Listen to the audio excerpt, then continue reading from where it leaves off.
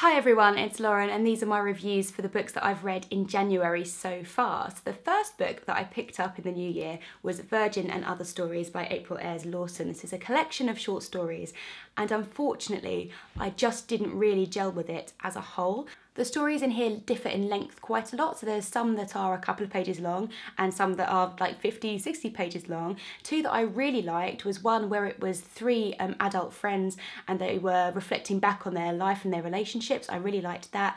There was another one about a young girl who falls in love or gets obsessed with her piano teacher's brother, and I really liked the workings of the relationships in that story.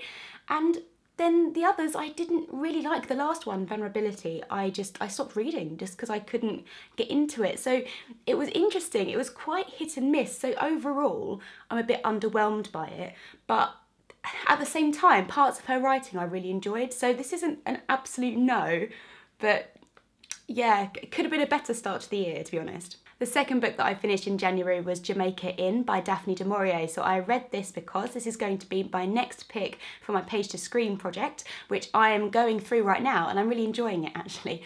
The book, however, I did not enjoy so much. It's about a young girl called Mary Yellen whose mother dies, so she has to go and live with her aunt and uncle in Jamaica Inn, which is on the deserted moors of southern Cornwall, and her uncle's involved in smuggling, and it's one of these sort of gothic mystery-ish kind of novels. Daphne du Maurier's writing, I really liked the atmospheric side of it when she was just talking about the moors and nature. I really enjoyed the actual writing. The plot, I just think wasn't very good and I was really disappointed. The main issue I had with it is that I thought that the plot was fairly obvious in terms of twists and surprises. I guessed what was going to happen about halfway through the book and Mary still had no idea, and that annoyed me quite a lot as a reader. And the other thing is, I think if you're going to have these sort of twists and turns and characters that are surprising you in certain ways, you need to have quite a lot of characters in a story. So for example, Jane Austen in Sense and Sensibility, you've got the Steele sisters. In Emma, you've got Jane Fairfax, seemingly minor characters who are just there for comic relief or for interest. And then they are actually linked to the plot, which you find out later on, which you wouldn't have known about before. In Jamaica Inn, there are about 5 main characters. So when it comes to light that one of these characters might not be all what they seem, it's quite easy to go, oh, well, it's probably this one. And I think if you're going to try and do that, you need to work your plot a bit better. I just didn't think it was handled well enough. And the other thing that annoyed me about it was that Mary is quite a passive main character, and it's very odd because in her head she's quite active, she's quite strong, and she wants to do things, she wants to try and put things right. But in actuality, she does nothing. There's nothing in the plot that she does herself. Things are done to her, people take her places, she tries to get something done, but all her efforts are always in vain, like someone else actually comes and saves the day. So I find it a bit strange, and there's lots of, oh, I'm such a weak woman and I can't do anything, and the men just kind of do all the plot, and Mary's just there in the middle. So I just don't really know what du Maurier was trying to say with this book. Like, what was the point of it? So pretty disappointing for me, I'm afraid, but I didn't really like Rebecca either, so it's probably just me and du Maurier in general just don't get on. But I'm enjoying the adaptations of Jamaica Inn, so.